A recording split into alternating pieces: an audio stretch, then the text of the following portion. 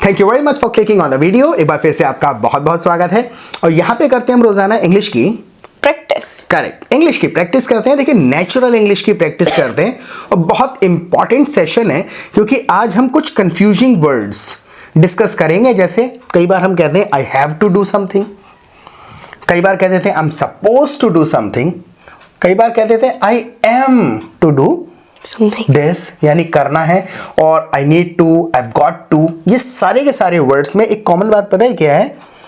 ये सारे interchangeably use करे जा सकते हैं, सबका मतलब एक है, बस फीलिंग अलग है। तो किस फीलिंग को एक्सप्रेस करने के लिए कौन सा वर्ड यूज होगा, ये कुछ सेंटेंस एग्जांपल्स के साथ में डिस्कस करेंगे और बहुत अच्छे से समझेंगे। So stay tuned and watch this video until the end. पूरा देखिएगा। By the end of this session you will have understood the differences between all these words, right? तो पूरा देखना है। और स्टार्ट करने से पहले अगर आपने चैनल को सब्सक्राइब नहीं किया है तो सब्सक्राइब कर लीजिएगा। और एक बहुत इंपॉर्टेंट काम करना है आपको, पहले वीडियो को लाइक करिए।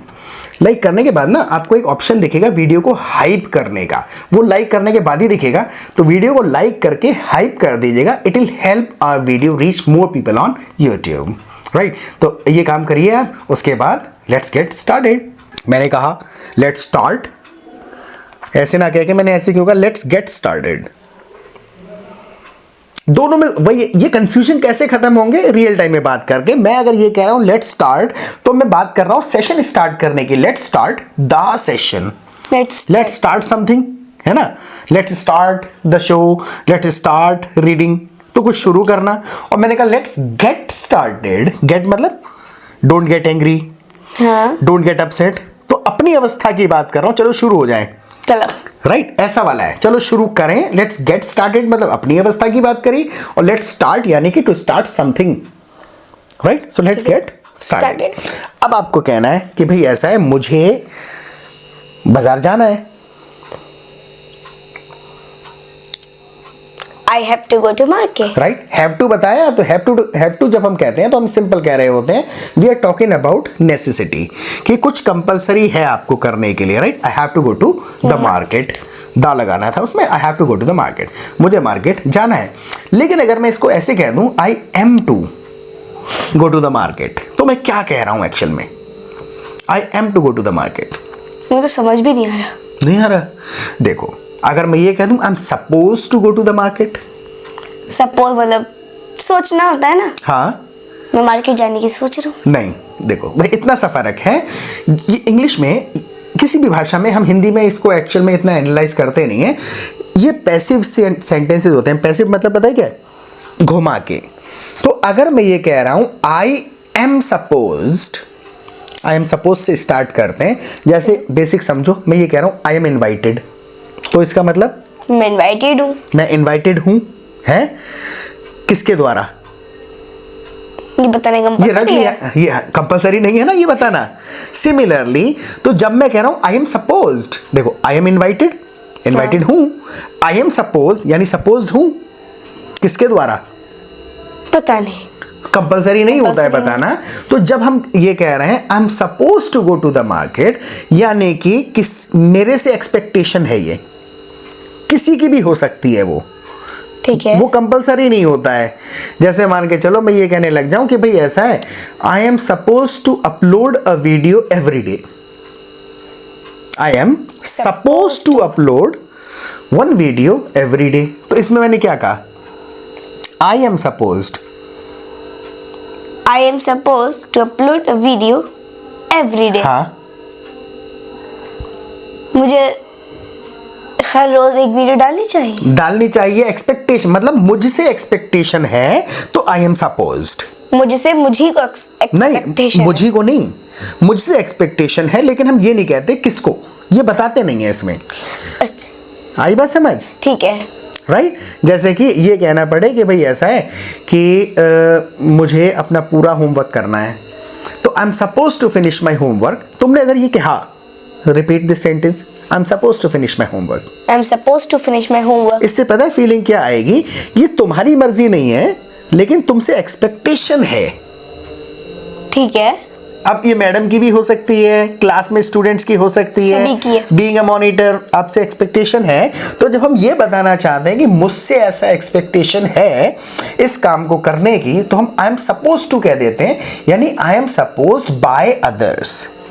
ठीक है। इमेजिनेशन किया गया है मेरे बारे में लोगों के द्वारा। आई am supposed. I am suppose. मैं तुमको कहूँ सपोज करो तो सपोज, और अगर कहूँ आई एम सपोज यानी मैं सपोज्ड हूँ किसी के द्वारा कि मैं ये करूँगा। तो अगर तुमने कहा कि भाई ऐसा है, सुबह 7 बजे पहुँचना है मुझे स्कूल, अब तुम ऐसा जताना चाह रहे हो कि अच्छा 2-3 तरीके से कहते हैं, मुझे 7 बजे स्कूल पहुँचना है। I have to reach my school at 7 PM tomorrow. 7 AM जाना, PM पे क्या करोगी? So I have to reach school at 7. Have to में बताया कंपलसरी है, ये नेसेसिटी है? It's necessary for you to reach school at 7. 8 पे जाना, 8 पे ठंड हो 8 रही पे है। ठीक है। So I have to reach school at 8. इसमें आपने नेसेसिटी बताई। अगर तुम इस बात में ये जैसे मैम ने कह रखा है 7 बजे आ जाना, बहुत ज़रूरी काम है। अब इस बात को तुम्हें अपने ऊपर जोर नहीं देना कि भाई मेरी मर्जी, मेरे को कंपल्शन है। मैडम की उम्मीद पूरी करना चाह रही हो तुम, तो कैसे कहेंगे? I'm supposed to reach school at 7. 8:30. At 8:30, right? ठंड हो रही तो है। इसमें ऐसी फीलिंग में ना, अब आपको बताना तो आ गया कि भाई सपोज्ड है यानी कि एक्सपेक्टेशन है मुझसे, तो आगे की बात हम बोलते नहीं है कि किसने सपोज कर रखा है मेरे से, किसने समझ एक्सपेक्ट कर रखा है, समझ जाता है सामने वाला है। अब मान के चलो तुम्हारा योर स्कूल स्टार्ट्स एट 8:30, जैसे हिंदी में कहते हैं तुम्हारा स्कूल 8:30 का है, इसका लिटरल ट्रांसलेशन नहीं होता है? करोगे तो इंग्लिश भूल जाओगे। हाँ, तो मान के चलो ये तुम्हें बताना है मेरा स्कूल 8:30 का है, तो कैसे कहेंगे? My school started at 8:30. My school starts at 8:30। अब इसमें तुम्हें कहना पड़े लेकिन कल 7 बजे पहुंचना है। But I have to reach my school at 7 हाँ, but I have to reach school at 7 tomorrow। tomorrow. सुबह 7 बजे पहुंचना है, लेकिन अगर तुम्हें मैडम वाली फीलिंग देनी पड़े कि भाई मैम ने कह रखा है 7 बजे जाना है, तो इतना कुछ ना कहते हुए तुम अपनी तरफ से बताओ direct. I'm supposed to reach my school at 7 Right. tomorrow. I'm supposed to reach school. I'm supposed to reach the school at 7. यानी 7 बजे मुझे पहुंचना है। I'm supposed to reach school at 7 मतलब कि इसमें हम घुमा के कह रहे हैं, किसी ने इमेजिन हमसे एक्सपेक्टेशन है, तो I am supposed मतलब क्या कह रहा हूं मैं, मुझसे एक्सपेक्टेशन है। ठीक है। राइट जैसे कि अभी सबके सब उम्मीद लगा के बैठे हैं, तो अब मैं दोनों तरीके से कह सकता हूँ, मुझे सेशन ख़त्म करके मुझे गुलाब जामुन लेने जाना है। अब ये 2-3 तरीके से कह सकता हूँ मैं। I'm supposed to हाँ, I'm supposed to go to Gulab Jamun after finishing the session. Right. I'm supposed to go to the market to get gulab jamun.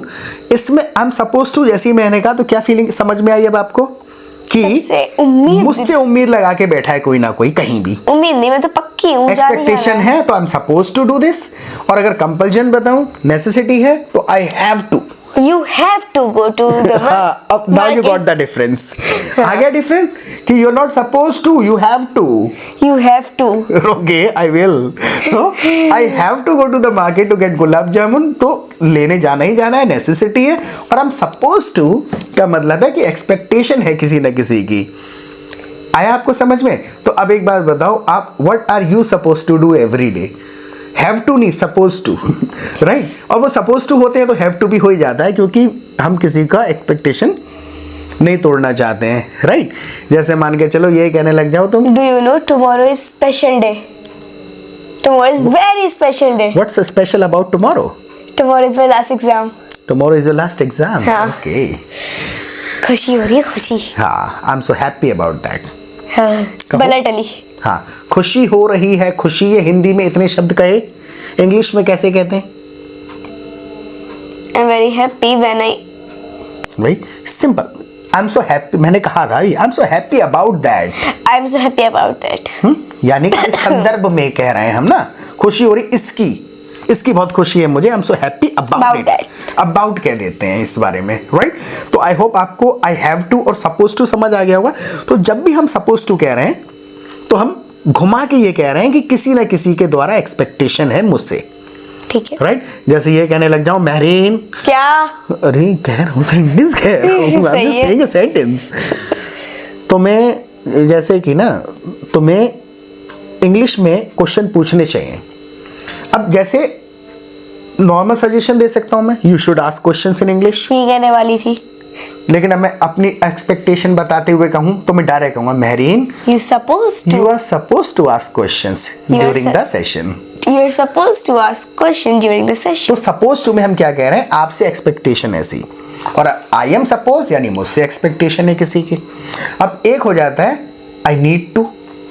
I need to. Need to में जरूरी है ना, जरूरत है, जैसे अब जाना जरूरी है भाई। I need to develop my English. I need to develop the habit of speaking English. Develop. The habit of speaking English, right? तो आई होप अब जैसे मैं आपसे एक बात कहूँ कि you are supposed to write one sentence using supposed to in the comment section. You supposed to जैसे मैंने कह दिया, यानी हम आपसे उम्मीद कर रहे हैं। अगर मैं ऐसे कहूँ you have to write one sentence using have to in the comment section, तो लिखना ही लिखना है जी आपको, लिखना है। आई हैव आ गया होगा समझ में। तो हैव टू भी वाला अपना कोई रियल लाइफ से रिलेटेड कोई सेंटेंस बताना that you have to do every day, और दूसरा कुछ लिखने की कोशिश करना what you are suppose to do every day, right. तो देखते हैं कि आप कितना नेचुरली एक्सप्रेस कर पाते हैं। और देखिए सबसे इंपॉर्टेंट चीज बताता हूं मैं, you are suppose to listen to this, don't skip this part. इस पार्ट को स्किप मत करना। देखो सबसे इंपॉर्टेंट बात क्या है कि ये सीखना बहुत अच्छी बात है, लेकिन you need to develop the habit of speaking complete sentences. बोलने की प्रैक्टिस बहुत ज़्यादा ज़रूरी है करना, जो भी सीखते हैं साथ के साथ। तो उसके लिए आप हमारा प्रैक्टिस ग्रुप और लाइव सेशंस ज्वाइन करिए। देखिए हमारे प्रैक्टिस ग्रुप में क्या होता है ना, पूरा दिन रियल टाइम में कॉन्वर्सेशन चलती रहती है। तो जो भी लोग वीडियो देखते हैं, कुछ इधर उधर से ग्रामर सीख के आते हैं, 200-300 पार्टिसिपेंट्स होते हैं एक ग्रुप में। तो वहाँ पर जब आप रियल टाइम में बातें करेंगे तो कोई बंदा कहेगा आई एम टू, कोई कहेगा हैव टू, कोई कहेगा आई नीड टू, कोई कहेगा आई गॉट टू, कोई कहेगा आई एम सपोज टू, और क्या करें, 5 ही याद आ रहे हैं फिलहाल। तो इन सब का मतलब वही है कि भाई उसे करना है काम कुछ, लेकिन अलग अलग फीलिंग के साथ, राइट। तो जब आप रियल टाइम में सुनेंगे तो फीलिंग के साथ समझ में आएगा, अच्छा इतनी कंपल्जन है, इतना ज़रूरी के लिए एम टू, इतना ज़रूरी के लिए सपोज टू, बहुत ज़रूरी के लिए हैव टू। तो वहाँ पे जब आप रियल टाइम में बातें करेंगे, दूसरे लोगों के सेंटेंसेस सुन के समझ में आ जाएगा किस फीलिंग के लिए बंदा क्या वर्ड यूज़ कर रहा है, राइट। आपसे कोई पूछेगा तो रियल टाइम में आप हिंदी में नहीं सोच के डायरेक्टली इंग्लिश में ही कहेंगे, राइट। और तो यहाँ जब चाहे जितनी चाहे प्रैक्टिस कर सकते हैं। उसके बाद दिन में 2 बार हमारे लाइव सेशंस होते हैं। तो जो भी ग्रामर के रूल्स बहुत ज़्यादा कॉम्प्लिकेटेड हैं, कोई सेंटेंस नहीं बन पाया, कोई एक्सप्रेशन है इडियोमेटिक, ट्रांसलेट करने में लगे हुए हैं, जब लाइव सेशन में आते हैं तो पता चलता है अच्छा इसका तो ट्रांसलेशन ही नहीं है, ये तो नेचुरली अपने तरीके से ही बोला जाएगा इंग्लिश में। तो ये सारे कन्फ्यूजन्स 15 दिन के अंदर आपके दूर हो जाएंगे, because you already know English. English आपको पहले ही आती है, यू आर जस्ट कन्फ्यूज्ड। सिर्फ आप कंफ्यूज्ड हैं क्योंकि आपको समझ में सब कुछ आता है, राइट। किसी भी तरीके से कोई भी सेंटेंस हो, बेसिक हो एडवांस हो, यू अंडरस्टैंड एवरीथिंग। इंग्लिश आती है, बोलना की अभी प्रैक्टिस नहीं है, कॉन्फिडेंस नहीं। वो यहाँ पे लर्निंग प्लस प्रैक्टिस दोनों चीज़ें मिल जाएंगी बहुत सस्ते में। आप मुझे व्हाट्सएप करिए and see the magic with in 15 days, 15 दिन के अंदर देखिए इंप्रूवमेंट, राइट। तो M2 और रह गया है। M2 एक्चुअल में बहुत ज़्यादा हम इस्तेमाल करते नहीं हैं, क्योंकि हमारा have to, need to, I got to से ही काम चल जाता है। M2 जो है वो एक फॉर्मल तरीका है जब आपके लिए कुछ अरेंजमेंट्स हैं और कर भी लेते हैं, वही वाली बात है, बाल की खाल उतरने वाली बात हो गई है। It's like splitting hairs, it's like splitting hairs. Splitting hairs मतलब जैसे नहीं, हेयर्स कहते हैं इस वाले में।